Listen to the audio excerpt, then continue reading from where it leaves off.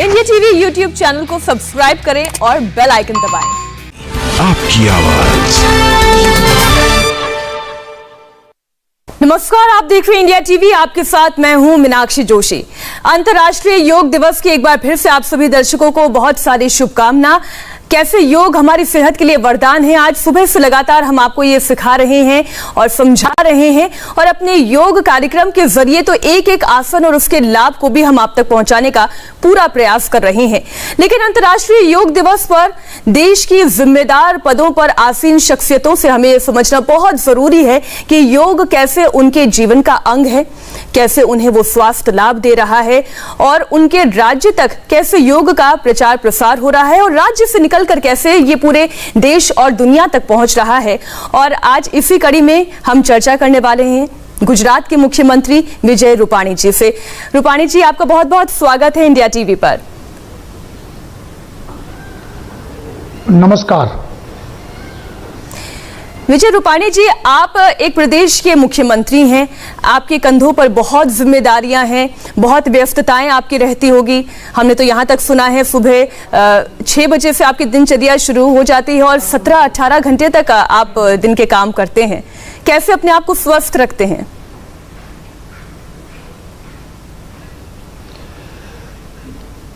Actually पहले से ही योग हमारे लिए रोज की एक दिनचर्या में कार्यक्रम है। सुबह आधा घंटा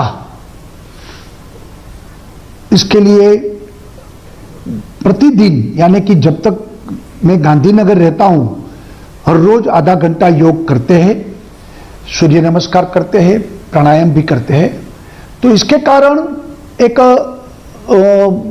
पूरी सिस्टम में मानसिक और शारीरिक उससे लाभ होता है और एक फिटनेस पूरी मिलती है और योग के कारण ज़्यादा से ज़्यादा अच्छी तरह से हम अपनी लाइफस्टाइल में काम कर सकते हैं, क्योंकि पूरी फास्ट लाइफ बन गई है।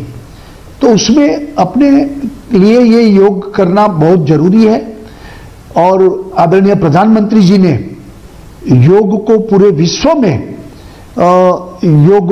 योग की पहचान करवाई और योग का आज पूरी दुनिया, उससे खास तौर पर कोरोना के वक्त योग हमारे लिए एक उपयोगी अवश्य बना है।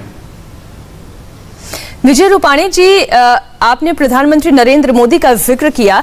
आपने तो उनके कार्यप्रणाली को बहुत करीब से देखा है, आपने उनके साथ काम भी किया है। क्या वो शुरू से ही योग करते आते थे? जिस तरीके से उन्होंने योग को एक पहचान, एक मुकाम अंतर्राष्ट्रीय पटल तक पहुंचाया है इसका नाम, आपने उनके व्यक्तित्व को कैसे देखा, कैसे समझा? क्या वो खुद योग करते थे? एक्चुअली प्रधानमंत्री नरेंद्र भाई मोदी जी यहां जब मुख्यमंत्री थे 13 साल और आज 7 साल से वो प्रधानमंत्री है, तो उसके जीवन में योग अवश्य वो करते हैं और योग के कारण ही पूरी फिटनेस हमारे प्रधानमंत्री जी में है। और इसके कारण हम लोग तो गुजरात में कहते थे कि कभी मोदी जी ने वेकेशन नहीं किया, आराम के लिए वो कहीं चले गए, उनकी सेहत बिगड़ गई, ऐसा भी कभी नहीं सुना। तो इसका कारण वो नियमित योग की क्रिया उनके लिए संजीवनी के रूप में बहुत उपयोगी हुई है और योग के लिए वो उनका भी कमिटमेंट पहले से रहा है और इसके कारण उनकी ये स्पष्ट धारणा बनी कि अगर फिट इंडिया करना है, भारत को स्वस्थ रखना है, तो उसके लिए योग का महत्व पूरी भारत में लोग ज्यादा से ज्यादा लोग योग करें। विजय रूपाणी जी, कोई किस्सा आपको ध्यान हो, कभी योग के सिलसिले में आपसे प्रधानमंत्री नरेंद्र मोदी की कोई बात हुई हो या उन्होंने जब गुजरात के मुख्यमंत्री थे तब उन्होंने अपनी कैबिनेट को बोला हो, नेताओं को, विधायकों को बोला हो कि आप लोग योग जरूर करें?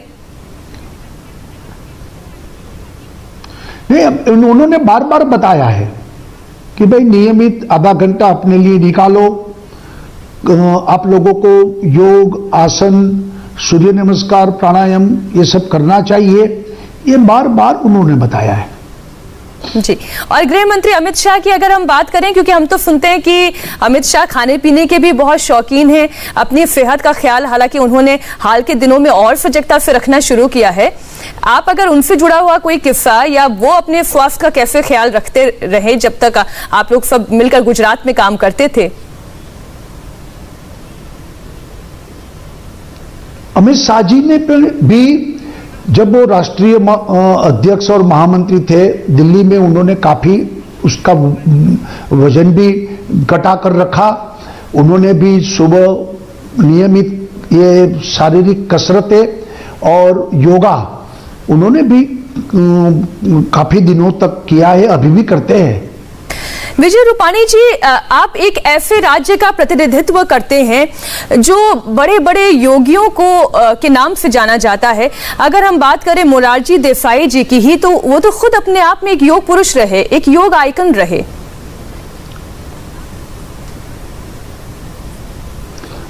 बात सही है कि मोरारजी देसाई हमारे लिए एक आइकॉन बने।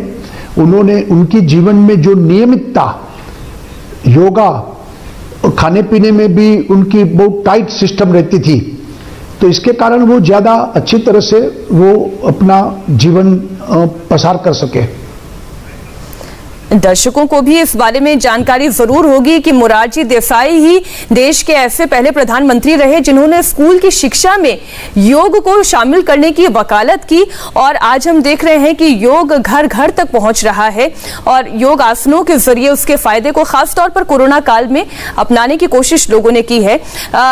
आप खुद कोरोना से एक जंग लड़ चुके हैं, एक मुख्यमंत्री के तौर पर तो आप अभी भी लड़ रहे हैं, लेकिन व्यक्तिगत तौर पर आपने इस लड़ाई को किस तरीके से लड़ा? उसमें योग और आयुर्वेद की भूमिका क्या रही?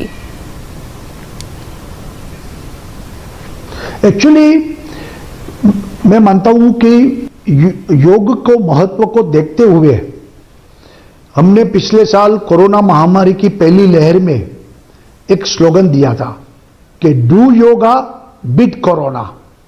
ये अभियान भी चलाया था, बहुत ही सफल अभियान रहा। और उस वक्त हमने योगा बोर्ड यानी कि योगा के लिए एक अलग सरकारी व्यवस्था हमने घोषित की थी, और उसके माध्यम से हमने गुजरात में 5000 योग ट्रेनर्स, इसके द्वारा एक एक योग के ट्रेनर के पास 50-50 लोग हर रोज योग सीखने के लिए आए, सुबह और शाम। ये सारी व्यवस्था ये हमने बनाई, और दूसरे लहर में भी योग बहुत सकारात्मक परिणाम हमको देखने को मिला।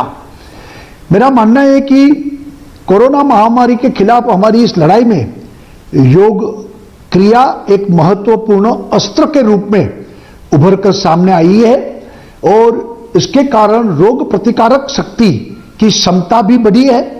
और बाबा रामदेव जी को भी मैं बहुत बहुत धन्यवाद देता हूं, इंडिया टीवी को भी पिछले 1.5 साल से करोड़ों दर्शकों को योग के माध्यम से उन्होंने भी जो योग का महत्व सभी को बताया और जन कल्याण का काम किया, इसके लिए उन दोनों को भी मैं बहुत बहुत धन्यवाद देता हूं। विजय रूपाणी जी, लेकिन अभी भी कई बार ऐसी घटनाएं सामने आती हैं जहां पर कुछ लोग वैक्सीन को लेकर भ्रम में आ जाते हैं कि वैक्सीन नहीं लगवानी चाहिए, इससे कुछ हो जाएगा, या फिर कुछ लोग योग से दूरी बनाते हैं कि योग तो हमारी परंपरा का हिस्सा ही नहीं है।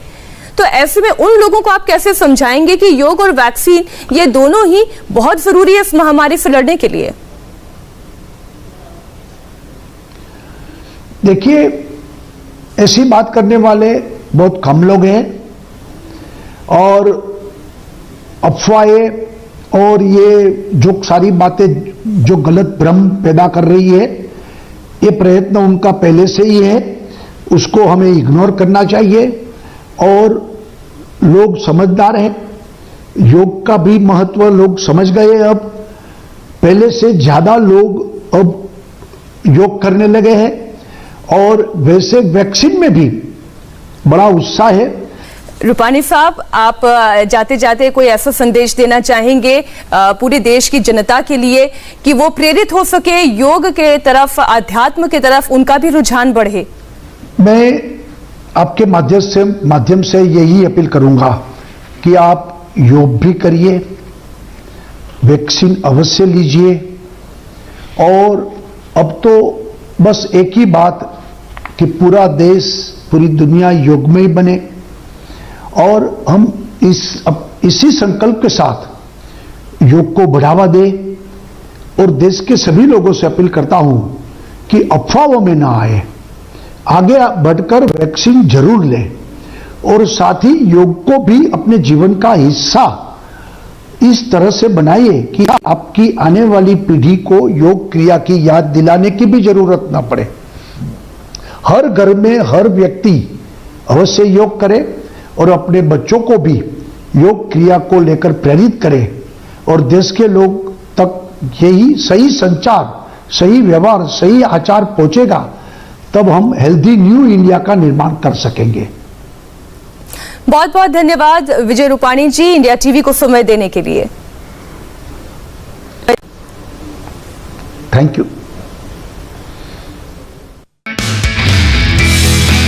नमस्ते, मैं हूं मीनाक्षी जोशी। वीडियो और खबरों से अपडेट रहने के लिए India TV YouTube channel subscribe करें, बेल आइकन दबाना ना भूलें। जुड़े रहें इंडिया टीवी के साथ।